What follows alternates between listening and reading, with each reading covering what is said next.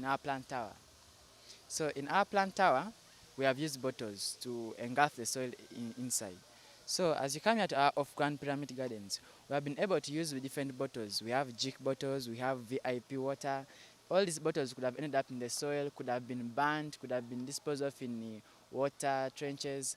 But here at St. Kitts, we have used them to build the structure. The structure of our off-ground pyramid gardens is bottles.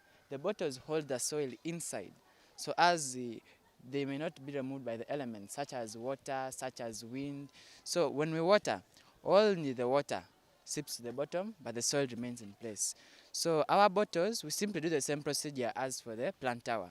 We collect our bottles, we sort them. Here we try to be a bit decorative, bring the art into the aspect. So what we did, we got our bottles, we collected different types. We have VIP, we have Renzori, we have Yakut, and we have Jig. We collected them, then we used the binding wire, which is this material right here. Binding wire is what we use to join the bottles together. Of course, naturally, the bottles would not stand on their own.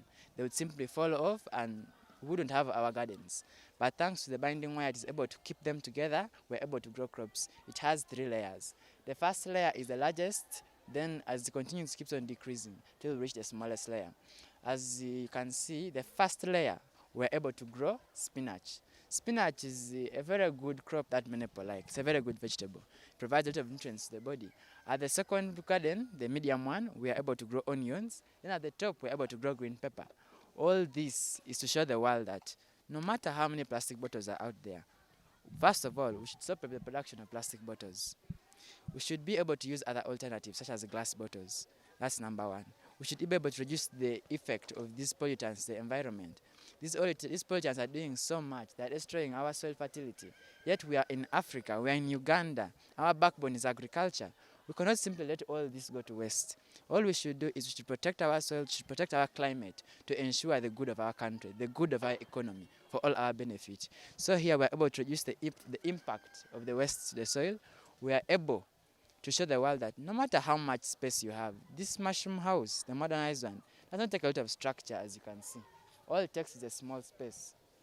And also, as you grow your mushrooms inside, at the top, you can have your off-ground pyramid gardens.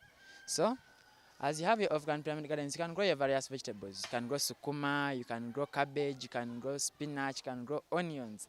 Name it and you'll grow it, as long as it's a vegetable. Okay, so after these plants have grown, do you transfer them to the gardens or they grow here? Well, the fact is, these plants have already been transplanted here. They came from our nursery bed across there, across the fish pond. So after they had grown up to the transplanting stage, all we simply did is that we transplanted them from the nursery bed and brought them here. So after that, here is where they're going to grow from, is where they're going to be harvested from. And after harvesting, we sell to the school and we also sell to the various neighbors of the school. So give us more details about the mushroom house, this modernized mushroom house. How does it do? How does it work? Well, when you come to this mushroom house, it is actually a bit of science in agriculture. Of course, agriculture is the art and science of growing crops and animals which have value to man. So here we have brought out both the art and the science. That's what we have done. So here we have been able to use plastic bottles, a very big hazard in our environment. Of course, out of all the plastic bottles produced in the world, only 1% is recycled. So for us, we are able to increase that percentage from 1% to at least 20%, whereby we have used it to build our mushroom house. Instead of using bricks and cement, which is quite expensive, we have been able to use it, bottles and clay. And still our structure stands. It stands and we're able to grow our mushrooms very well. As you can see, it looks like a window, but it's not a window. It's an air hole. The main purpose of it is to aerate. Mushrooms are organisms that do not need a lot of heat, a lot of light. So that air hole is to allow enough air to enter, is to allow enough light to enter. That's all the work, that's all the air hole is about. Then here at the top we have this plastic tart, so that as we water from our off-ground pyramid gardens, the water may not seep into the garden, seep below to destroy our gardens. So that's all about the structure, and we also have cement. Here we used about 3 bags of cement and just a few stones to build the pillars to support all this, because we knew in St. Kitts we are going to use each available space. Even in this open space you see, we are going to put more tires. As you can see, we have tire gardens there, tire gardens there. The work of these tire gardens is to supplement on the off-ground pyramid gardens.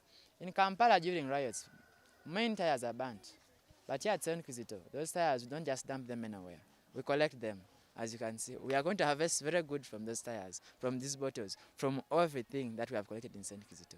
It's a school about recycling and helping the environment. And all our main idea is to hope that the whole world can join us in this campaign, in this program, to change the mind towards plastic bottles. That's all.